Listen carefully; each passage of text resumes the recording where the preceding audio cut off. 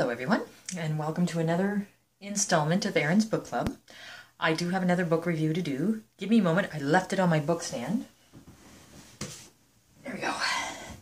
So, you're going to have to forgive me while I gush a little bit because this next book is written by my all-time favorite author. So the book that I'm going to review is The Dark Tower, The Gunslinger, by Stephen King, which is the first book of the Dark Tower series. And I have the rest of the Dark Tower series in a montage of different books from different series.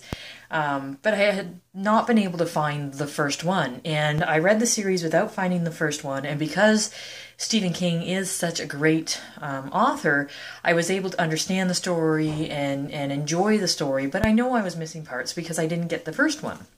Now I have the first one. So I'm actually going to reread the entire series.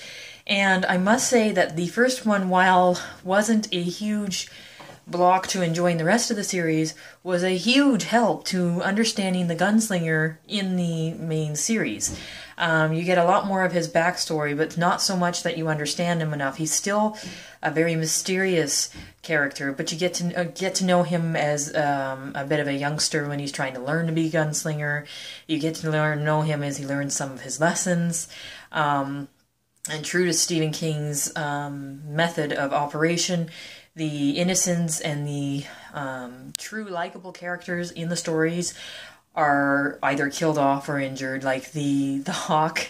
I think David was the hawk's name.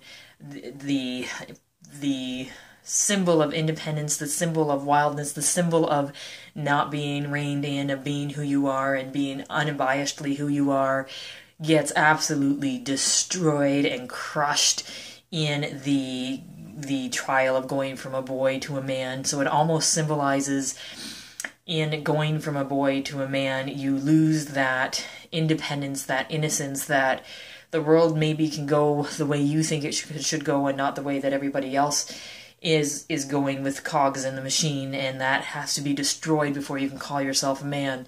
I think was just phenomenally well done. Also, the end where the boy has to be killed in order for him to get his final objective at the end almost symbolizes him crossing from a purely good and whole character, because up to that point, he had killed people, but he had killed people in defense. He hadn't killed people in cold blood. And at this point, he has killed people in cold blood. So now to get to the villain, has he become part of the villain?